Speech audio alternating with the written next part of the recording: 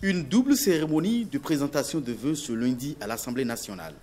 Après les souhaits réciproques du personnel administratif et militaire aux responsables de l'institution qui se sont déroulés dans la cour du Parlement, les députés se sont retrouvés entre eux à l'hémicycle. Plus qu'une cérémonie de présentation de vœux, la presse parlementaire a eu droit à une présentation du bilan de la 7e législature. Une législature qui arrive à terme dans quelques mois avec à son actif une production législative proéminente de 141 lois votées, sans les autorisations de ratification d'accords de prêt et de conventions et de bien d'autres projets de loi. Mais à l'analyse du bilan de la 7e législature selon le premier vice-président du Parlement, au nom de ses pairs, le maillon faible de l'institution est resté le contrôle de l'action gouvernementale. Sur les 179 questions, ou orales ou écrites, avec ou sans débat, et questions d'actualité adressées à l'exécutif par la représentation nationale, moins de 60 ont pu obtenir des réponses. Peu estiment les députés. Le contrôle de l'action gouvernementale par le Parlement est l'un des outils essentiels, pierre angulaire de la démocratie. Il permet de rendre l'exécutif redevable de ses actions et d'assurer l'application efficace des politiques publiques autant qu'il est un indicateur de la bonne gouvernance. C'est à travers son exercice que le Parlement garantit l'équilibre des pouvoirs et affirme son rôle de défenseur des intérêts du peuple. Malgré des conditions de travail parfois pénibles, cette législature finissant reste celle qui a pu enregistrer l'étape de recevabilité du projet de révision de la Constitution du 11 décembre 1990 pour rester conforme aux exigences du peuple selon les porteurs du projet. La 7e législature a aussi connu les levées de l'immunité de 3 députés, l'adoption de la charte des partis politiques et d'un nouveau code électoral en République du Bénin. Des lois votées parfois sous tension ayant conduit à une friction de l'harmonie et de la convivialité qui ont préexisté au sein des députés depuis le début de la législature en mai 2015. On peut noter que le Parlement béninois a fait du chemin, a fait beaucoup de choses. De même, on notera aussi que nombreux de nos compatriotes semblent rester sur leur faim. Cette perception mitigée de cette législature finissante n'est pas de nature à renforcer la confiance des populations en l'institution parlementaire.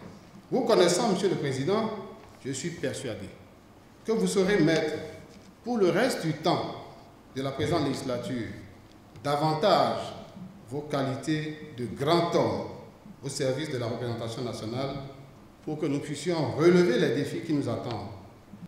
Conscient des faiblesses du Parlement sur le contrôle de l'action gouvernementale, le président de l'institution promet.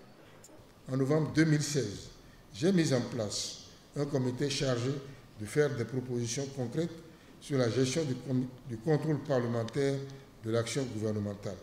Les recommandations de ce comité nous ont permis de consacrer une journée entière de la semaine, en l'occurrence le jeudi, aux séances de questions orales et d'actualité. Mais malgré cet effort, je constate et je déplore que nous n'avons pas réussi, n'est-ce pas, à remplir pleinement ce rôle. Et donc la réflexion va se poursuivre pour savoir si nous devons, au lieu d'une journée, en adopter 2, en tout cas trouver la bonne formule pour que le contrôle de l'action gouvernementale se fasse avec plus de diligence et plus d'efficacité. Adrien Ongwedi voudrait aussi espérer voir la mandature de la législature en cours s'achever sous de bons auspices. En prenant fonction le 15 juin 2015, je vous ai par ailleurs donné l'assurance que je serai le président de tous, c'est-à-dire que j'agirai avec la plus grande impartialité dans le respect du droit d'expression de toutes les opinions sans distinction politique. En dépit de quelques incidents inhérents à la nature humaine, j'ose espérer que mon engagement a été honoré, ou du moins que je suis resté fidèle à mes principes, valeurs et au respect scrupuleux de nos textes. 2019 va connaître des premières législatives à l'heure du Bénin révélé.